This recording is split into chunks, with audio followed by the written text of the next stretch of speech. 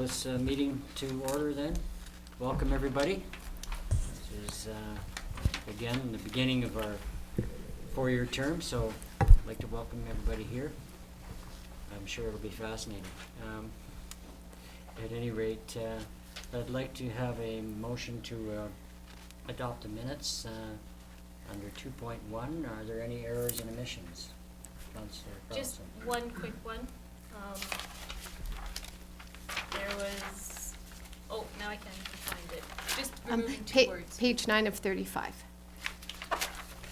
Under second motion, just that we should take out, may determine that farmland doesn't have to be in the ALR. We can take the may determine out. Okay, thank That's you. it. Yeah, I'll amend those minutes, Okay. Mr. Mayor. A motion for amendment? As amended, yes. Okay. To accept as amended? Councillor Peak, Councillor Carlson. Thank you. Okay. Corporate officer, do we have need a resolution to amend the agenda tonight? Any amendments to the agenda?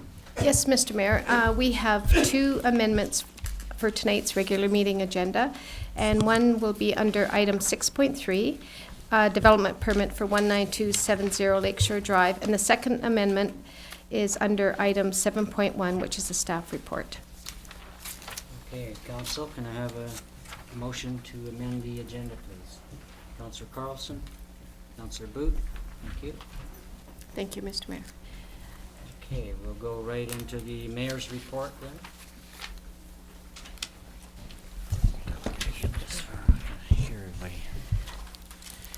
It's been a busy start to our term. One of our biggest snowfalls occurred January 4th and 5th. Crews were kept very busy. There were some complaints, but by and large residents realized that crews did their utmost with some equipment breakdowns. Anybody who has run a farm or has a heavy equipment business realizes that despite constant maintenance, equipment can still go down, particularly when there's heavy use.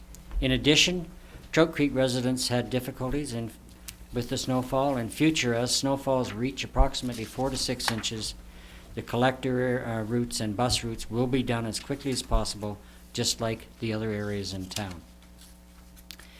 The electrical surge that happened in late November hit homeowners in the Front Bench and Trout Creek areas very hard. A public open house was held January 6th. Public concerns were aired, and staff explained the issue with the available information that we had. A further special council meeting will be held January 27th, and our corporate officer will have something to say a little bit later about that. I attended a special workshop of the local Immigration Partnership Council January 7th. It was very informative. It was focusing on efforts to integrate new immigrants into the workplace and generally to our society. It's quite interesting, and it's a work in progress. We have a number of other meetings to put this initiative to bed.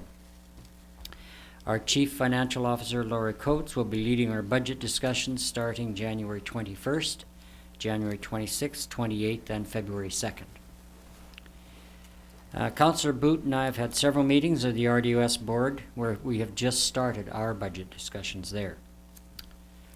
As you know, Tom Day, our CAO, has just retired after doing a stellar job over a 2-year period for our municipality. Now, I'd like to introduce Mr. Tim Wood, a retired CAO, who comes to us as our interim CAO. Tim does come highly recommended. Don't raise your eyebrows. It's true. He will be leading us through, and this, of course, is a leading comment because this has its expectations, of course. He will be leading us through a seamless transition as we move to a new full-time CAO. I must say that I've been extremely happy with, Mr. Day's recommendation to go ahead with Mr. Wood. We've got along very well, and I think our staff are appreciative of his efforts to date, and the rest of council as well. I know he's had a number of interviews with council as well as myself to get a bit of a feeling where we would like to go and what our aspirations are and so on and so forth. So I think he's started off running, and we're looking forward to the rest of his time with us as our interim CAO. We will be doing, we're into our shortlist time frame for selecting a new CAO. we'll see what happens there as to whether we're going to be able to move with a new CAO in approximately 3 months. We've left that time frame because by the time you get hold of people, they make their transition moves in order to accept a new position, it's pretty much going to be 3 months. The only time it would be longer is if council decides that the shortlist is not satisfactory. So other than that, we should be moving in that direction as quickly as we can. So with that, that's the mayor's report. Mr. CAO, you're next. Nothing to report tonight, Mr. Mayor. Thank you. So we're moving on with our Development Services Department's reports. Our first one, Corporate Officer. Thank you, Mr. Mayor. We have 3 reports tonight under the Development Services staff reports. The first one is to do with a temporary use permit for recreation service indoor for 9310 Jubilee Road, and our Director of Development Services, Ian McIntosh, has prepared a report for that resolution. Okay, thank you, Corporate Officer. Mr. McIntosh. Thank you, Mr. Mayor. This property is located on the north side of Jubilee Road East, and it is the site of the Summerland Builders Mart. And recently, this property was the subject of a temporary use permit area, which means that temporary use permits can now be considered for this property and the property across the street, which is the former packing house. So we do have an application before council to allow a temporary use permit for recreation service indoor. That is defined as a use contained wholly within an enclosed building for sports and active recreation, where patrons are predominantly participants. Typical uses include, but are not limited to, athletic clubs, health and fitness clubs, swimming pools, curling clubs, hockey rinks, and racket clubs. And this recreational use is compatible with other uses in the area. The use does comply with our zoning bylaw with respect to parking, and the application was presented to our Advisory Planning Commission in October, and the Advisory Planning Commission supported the recommendation. They did suggest that the temporary use permit be issued for a length of 6 years. However, the Local Government Act limits temporary use permits to 3-year term that can be extended once. And then after that, if they want to continue, they have to come back and ask for a second temporary use permit. And this application is supported by staff. Thank you. Are there any questions of our planner from council, please? Councillor Peak. Yes, my question would be, if under a temporary use permit, does the zoning designation stay the same? And if so, what will it be during that time frame? Yes, the zoning, the heavy commercial zone, CM zone, remains in place. All the list of permitted uses are still permissible, with the additional use for a 3-year period for the temporary use if that's approved by council. Subsequent, Mayor, Go ahead. Mr. Mayor, thank you. My other question would be, if they took an extension of, so they have 3 years, and then they ask for an extension of 3 years, what happens at the end of 6 years? Do they then look for a different, like change zoning, or how does it work after that? No, Mr. Mayor, what happens is the application has to be considered by council with a hearing. If it is approved, they can simply get a 3-year extension by a resolution of council. No more public process is required.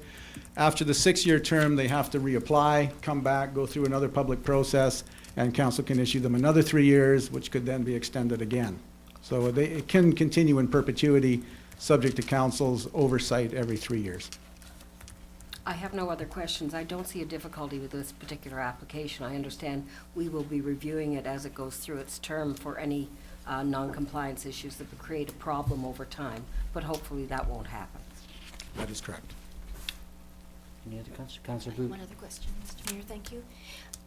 It says in the notes that we have that there are currently 2 parking stalls and another 7 are required for this temporary use permit? That's correct. Thank you. Councillor Carlson. To follow up on what You're Councillor Boot just said, I recognize that the CrossFit place, there is often more than 7 or 8 cars there, and would there ever be an issue when using if some of the arena parking lot? Is that something we have to consider, or is it non-issue really? Yes, Mr. Mayor, generally speaking, uses have to provide the required parking on their own site. In this particular situation, the zoning bylaw requires that they have 7 additional stalls. 4 of those can be located immediately along Jubilee Road East, and there's adequate area on the remainder of the site to provide the other 2 or 3. We do recognize, of course, that we like to share parking opportunities to minimize paving in Summerland. And we recognize that if there is a lot of use, they may spill over onto either the arena parking lot. But we believe that the parking will be adequate on the site, and if that does become a problem, council has the ability to deal with that in 3 years. But they do satisfy the zoning bylaw requirement of 9 stalls. Any other questions? Councillor Peak? In response to the parking, I know I pass by where they are presently a lot of different hours. I was doing paper routes. I would be there early as well. Their highest usage is sort of early morning and evening, so perhaps we won't end up with the difficulty, and let's hope that's not the case. I'd just like to add something here that if they do have a parking problem, I'd say that's an indication of success. Yeah. So, now, are there any comments from the public, please?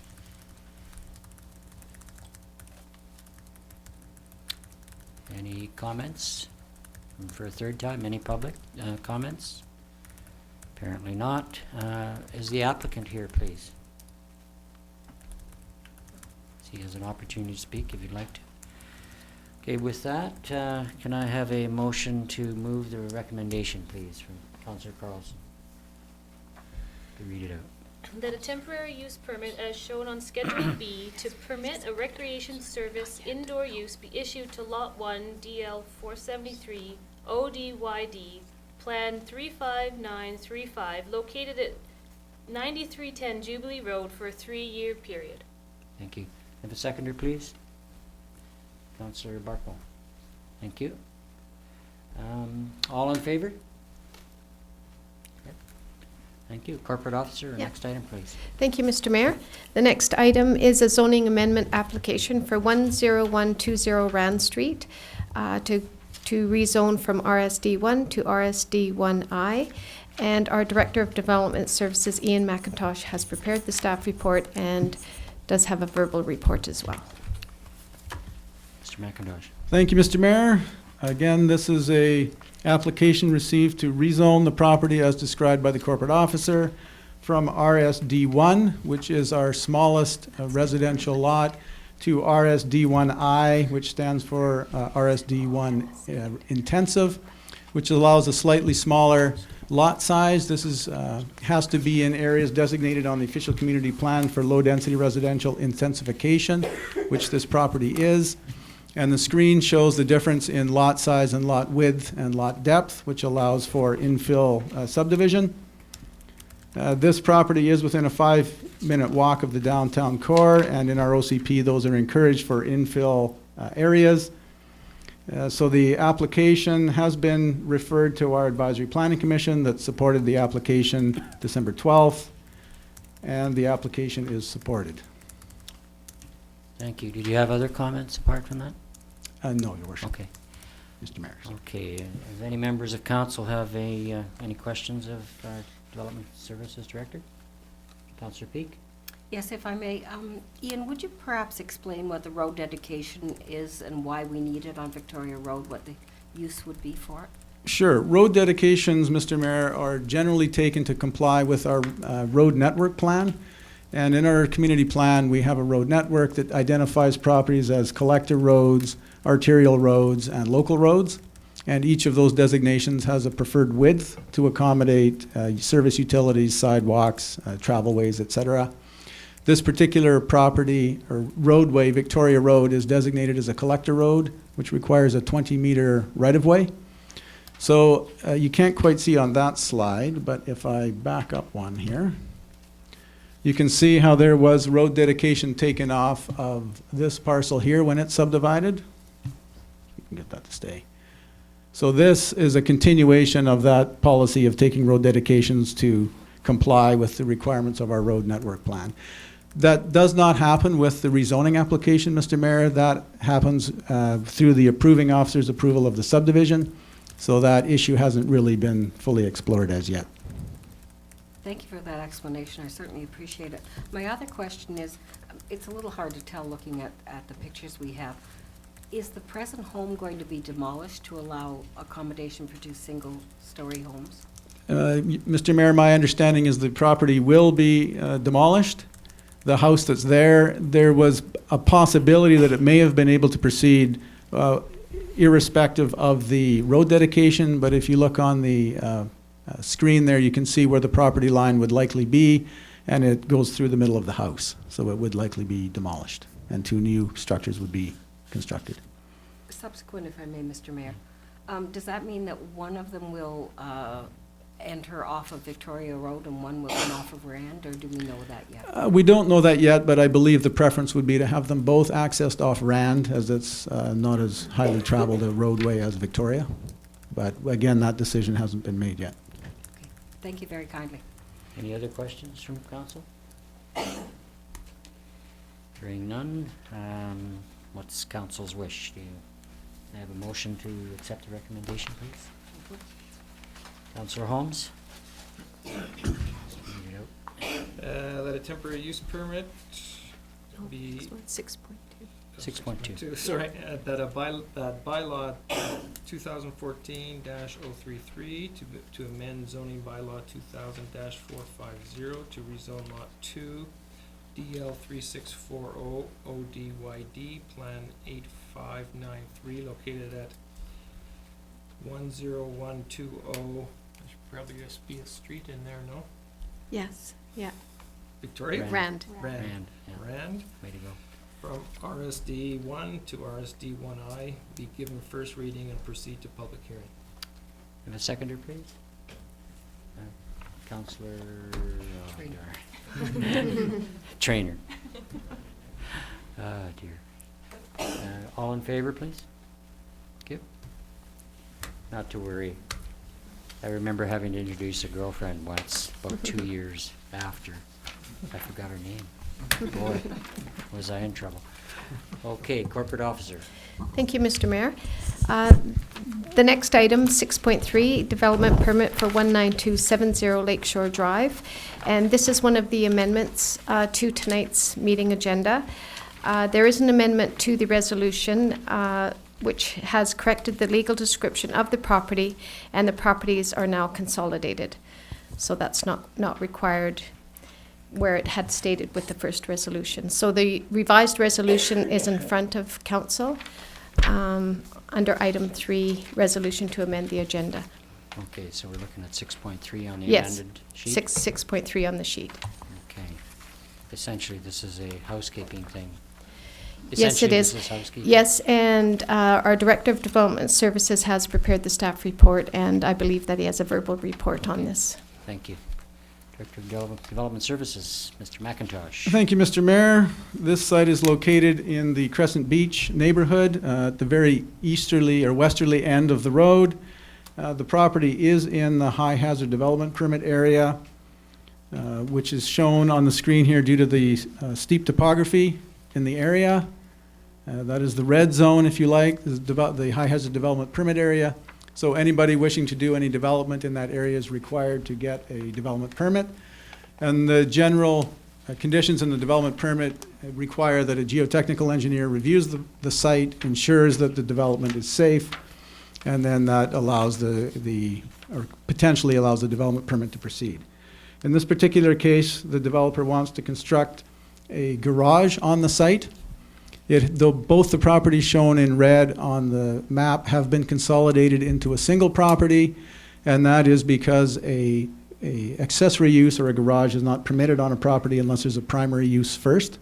And in this case, the primary use is across the street. So this property now, as it's consolidated, can have an accessory structure. Geotechnical report has been received that does suggest that there is risk on this property, but it's minimal. It's probably not suitable to create a single lot, and it's not suitable to have a dwelling unit, but it is suitable for an accessory garage. And we are recommending that a condition of that approval be that a covenant be registered on the title of the property, prohibiting any dwelling units in that accessory structure, and removing any liability from the district should there be a landslip issue on the property. The geotechnical engineer has also identified significant structural issues with respect to the garage retaining structure.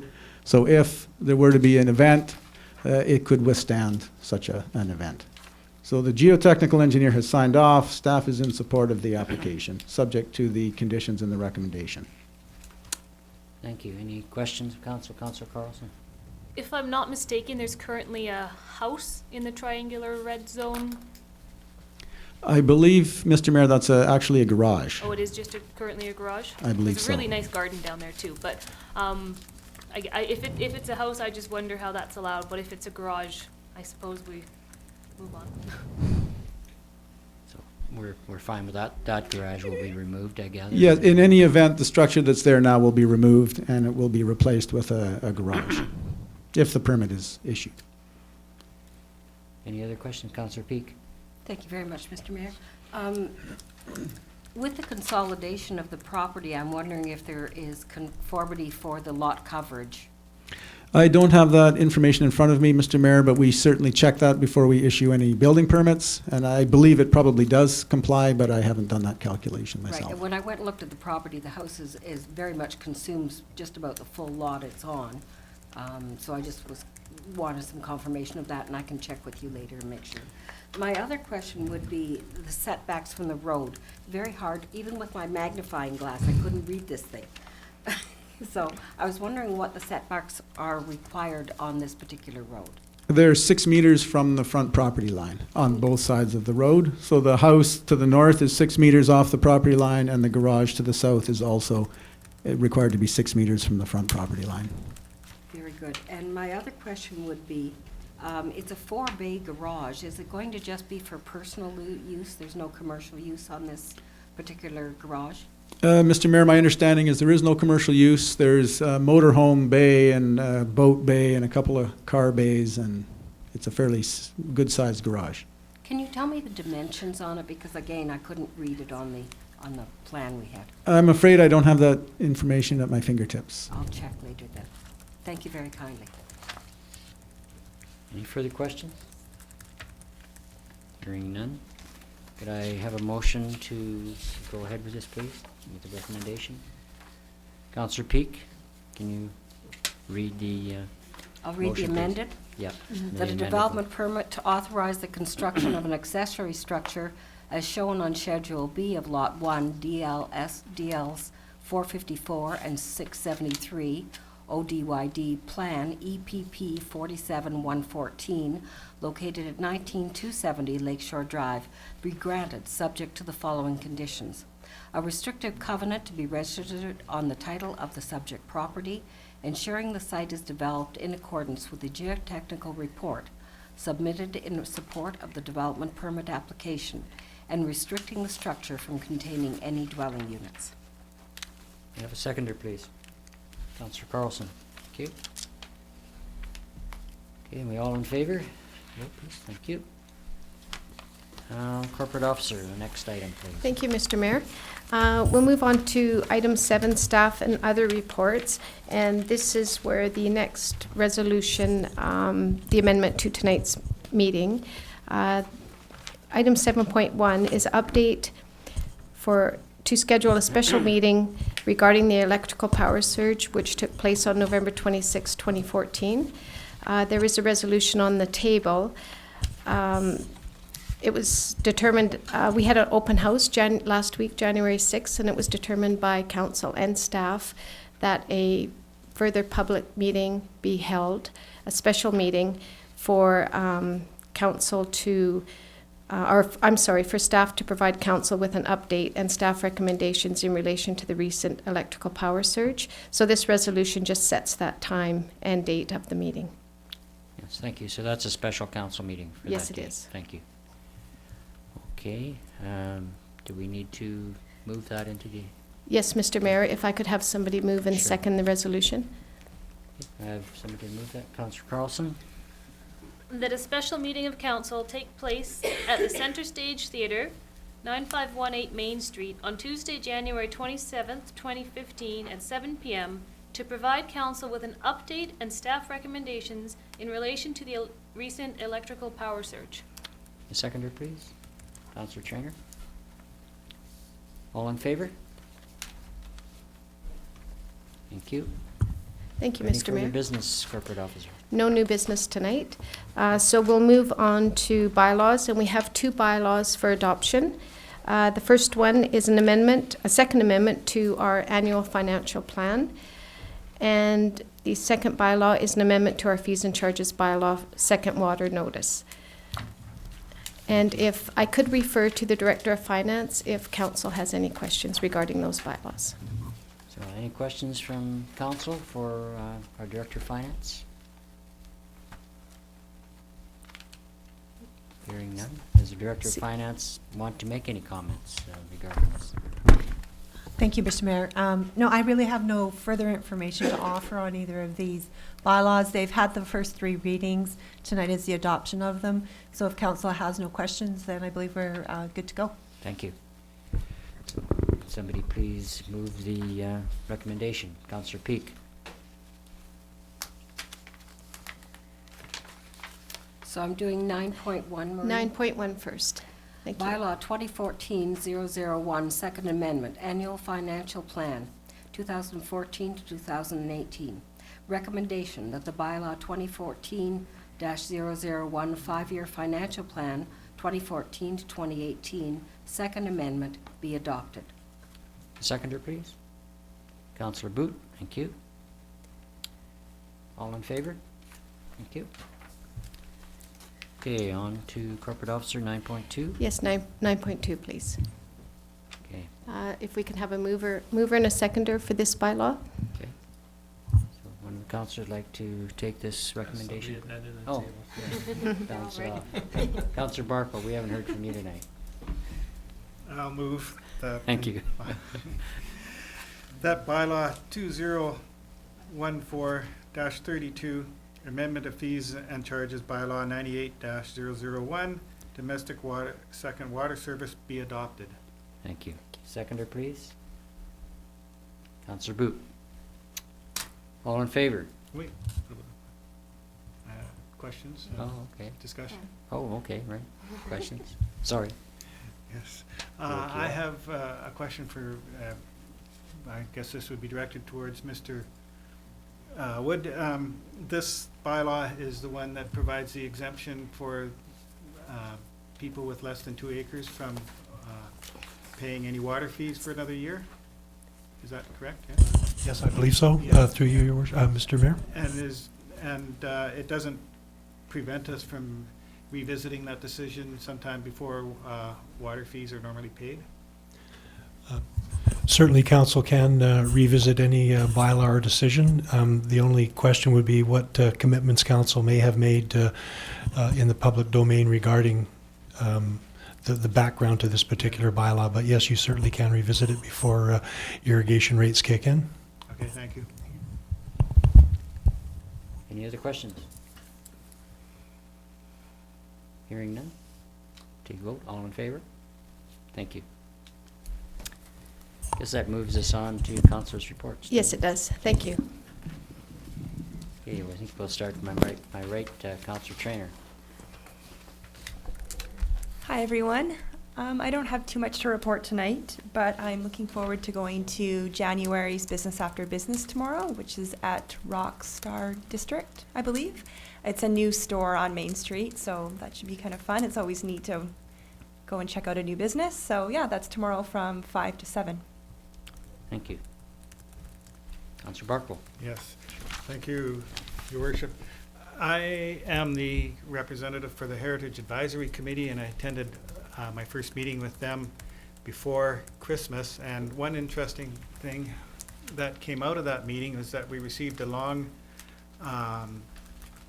report or research paper concerning the authenticity of the claim that a famous architect named Mr. McClure was the architect for the Bank of Montreal building in Summerland and some others. And this historian had, after looking through all the research and the history of the matter had concluded that that wasn't the case. So for those who are interested in these matters, it is kind of an interesting paper. Would be available if you contacted me. It's a long read, but it's very thoroughly researched, and it still might not be the last word in the matter. People might have other conclusions after looking at the same history papers, but that's of significance to a lot of people. Thank you. Councillor Boot. Thank you, Mr. Mayor. On January the 1st, I went in the polar bear dip at Sunoka Beach. And I challenged all of the councillors and Mr. Mayor, and no one accepted that challenge, except Councillor Traynor, who said she would join me in 2016. So, it's public record now. January the 6th, I attended the open house on the power surge. Also on that day, I had an excellent meeting with our new interim CAO, Mr. Tim Wood. January the 8th, Mr. Mayor and I attended the RDOS meeting and Tom Day's retirement party, the former CAO. And on the 15th, Mr. Mayor and I will be attending the first of several budget workshops for the RDOS. And later that day, I will be attending the Chamber of Commerce meeting here, the first of the new year. Thank you. Just to set the record straight, I did question your sanity. The dip. Councillor Carlson. I just have one. On Wednesday night, there's Philosopher's Cafe at the IOOF Hall, and the topic is unleashing creativity, and I've heard that the lady who's coming to speak is phenomenal. So if you've got nothing to do on Wednesday night, it will probably be worth your time. 7 o'clock. Councillor Holmes. Thank you. Sorry, Councillor Boot, I don't think I got that challenge. So I probably would have taken you up on that, and I might have to issue a challenge come the June for the Giants Head Run to all the councillors. Not a problem. I've been doing a bit of schmoozing with Accelerate Okanagan. Those who don't know Accelerate Okanagan, they're a nonprofit organization. They're based in Kelowna, but they have the mission to develop and promote innovation and technology throughout the Okanagan. I met their new CEO, and she is very keen to make a greater presence throughout the Okanagan as opposed to just Kelowna.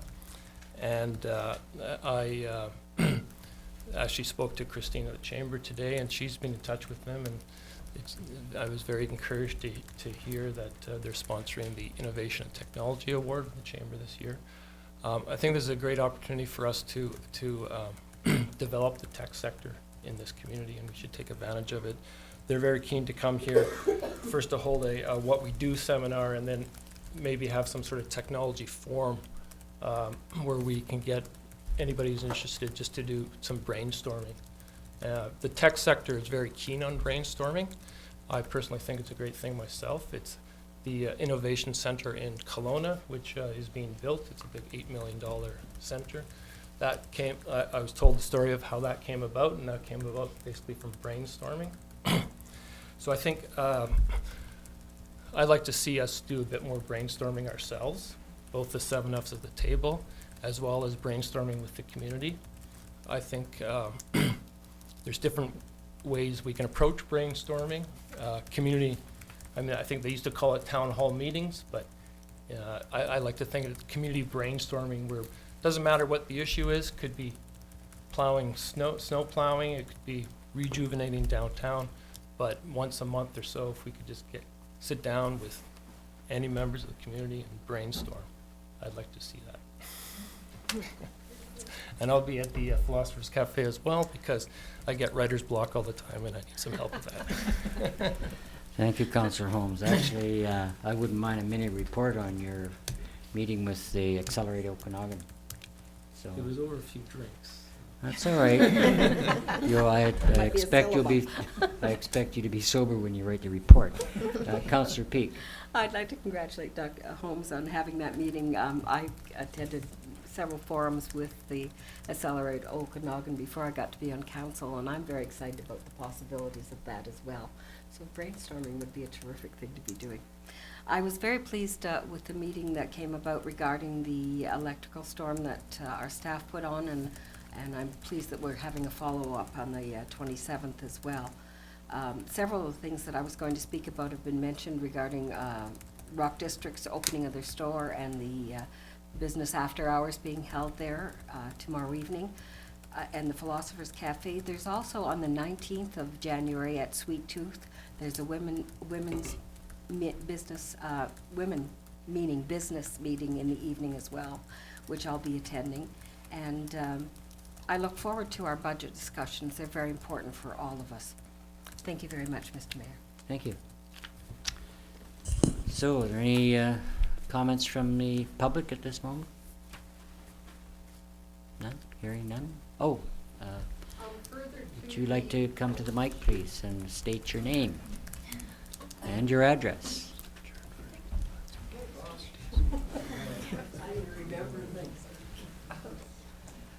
Linda Bevins, 6614 Switchback Road. I wanted to say a little bit more about the Philosopher's Cafe. The young woman who is presenting's name is Danielle Crissa. She went through Summerland Secondary School and has an art degree, and at present has 3 books that she's published, a 8-year-old boy, and moved to Summerland from, I think, Chicago, because this is where she grew up, and she wanted her son to have the benefits of living in a small community. At present, she has an art exhibit in San Francisco and has traveled all over the United States talking about creative blocks. So I really recommend that people turn out to hear what Danielle has to say. Thank you. I'll be there as I usually am for Philosopher's Cafe. Thank you. And coffee and tea. Bring cookies. We don't even have to bake them. I'm there to eat them. Yes, Petco. Christine Petco, Chamber of Commerce. I just want to say as many as possible of the councillors are welcome to join us tomorrow at Business After Business. That'd be great. Thank you. Thank you for the welcome. Any questions from the press? Yes, Kyber. under 6.2, with the zoning amendment on that, it says that the whole matter will proceed to public hearing. When will that public hearing be held? I'll refer that to our corporate officer. When do you think that? That'll be held on Monday, January 26th at 7 p.m. And the second question is, for the special council meeting about the power surge, what information do you expect to receive from staff that will have been garnered from the open house on January the 6th until the special meeting is? Refer to my CAO. Any comments there, Mr. CAO? Yeah, there are 2 particular things that we're looking at. One is to respond to the questions that came out of the meeting. We didn't have answers to some of the questions. And secondly, staff are working hard at coming forward with some proposals on how we can address any issues around the municipal utility portion. Okay, so you're not expecting some big report on some particular investigation that's going on at the moment? Well, we are trying to answer the questions, and that does involve investigation, but as far as, bringing in outsiders, no. Yeah. Thank you. That's it, McIver? John, any questions, John? Okay. Well, I guess we're ready to adjourn. We have a motion for adjournment, please. Councillor Peak, seconded. Councillor Barkwell. Thank you very much. All in favor? We're done.